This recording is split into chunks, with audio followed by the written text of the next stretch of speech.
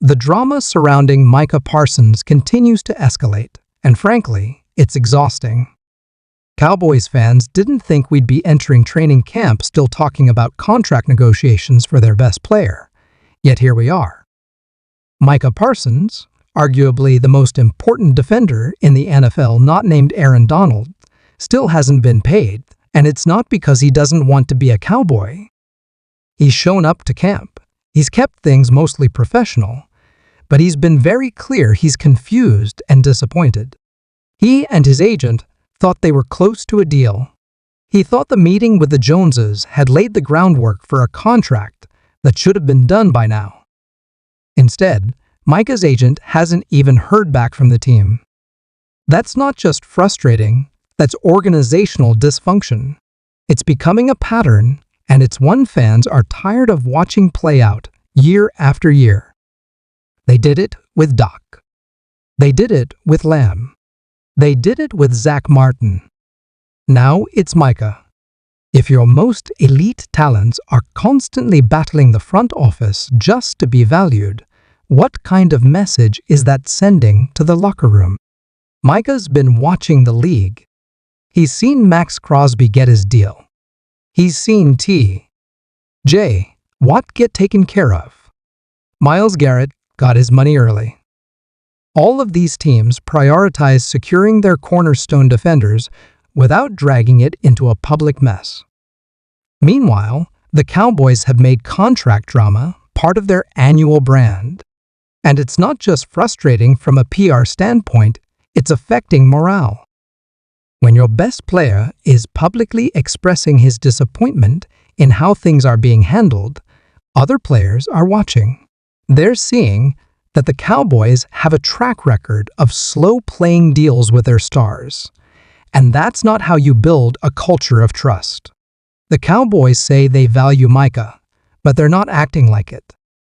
And when players feel undervalued, especially players like Micah, who are top 3 at their position, it doesn't just linger in the locker room, it spreads. This isn't just about one contract. It's about a ripple effect across the entire roster. Micah isn't sitting out. He's participating at least partially in camp, not because of Jerry or Stephen Jones, but because of his teammates. He said it himself.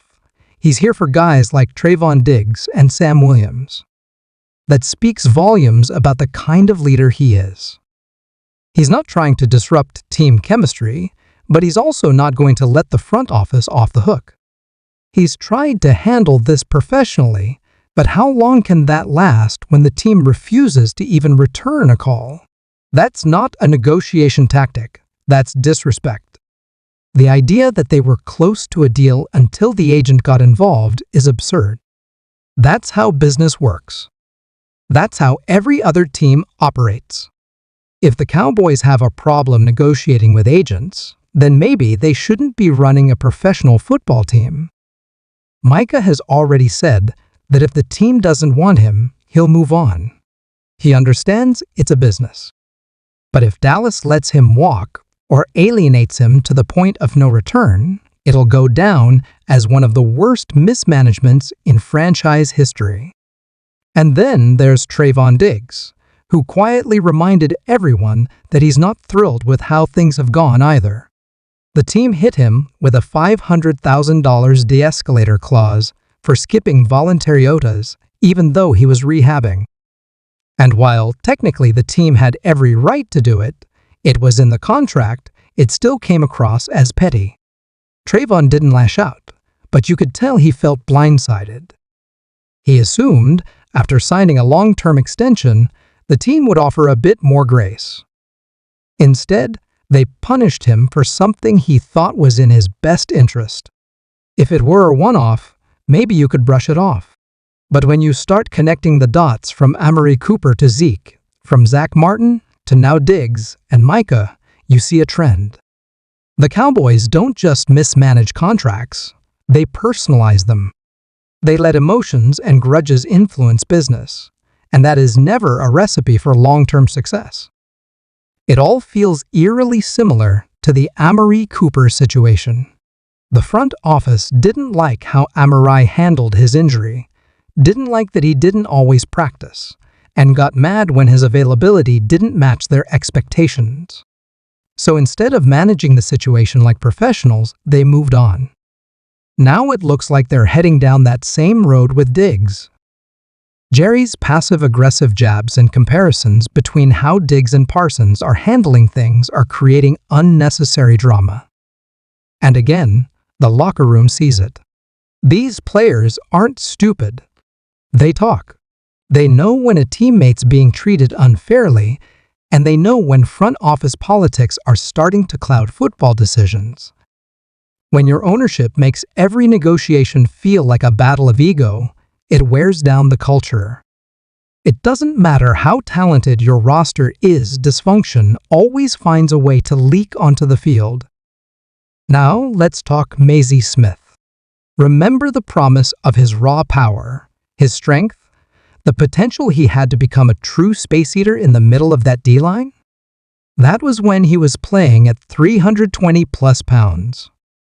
Now the Cowboys, under new leadership with Matt Eberflus, want to trim him down again. They're saying he'll rotate between 1-tech and 3-tech. But let's be honest, this isn't about flexibility, it's about forcing him into a scheme that doesn't suit his body. They're repeating the same mistake from last year. He wasn't as effective when they had him cut weight before, and yet they're doubling down. This feels like another example of trying to make a player fit the scheme instead of adjusting the scheme to fit the player. Mazi Smith is not built to be a twitchy 3-tech. He's a force in the middle who can collapse the pocket with brute strength. Why the Cowboys are trying to neuter that is beyond comprehension. And it goes beyond just Mazi. This coaching staff seems committed to the idea that smaller is better on the defensive line, and it's not working. You can't keep running Neville Gallimore types out there at nose tackle and expect to hold up against the run. Now we're talking about Solomon Thomas and Perion Winfrey getting nose reps? At what, 280 pounds? That's not just questionable, it's negligent. This feels like a team ignoring the basic laws of physics in favor of a scheme that hasn't been proven to work for this group. Mazi played his best football when he was a big, violent wrecking ball. If you strip him of the weight that made him dominant, you're stripping him of his identity as a player. It's frustrating to see the coaching staff make this same mistake again and expect a different result. At the end of the day, the Cowboys continue to self-sabotage. Whether it's contract negotiations with stars like Micah and Diggs, or mismanaging talent development like we're seeing with Mazi Smith, the issues always trace back to the same source, front office stubbornness. It's a pattern that goes beyond one off-season.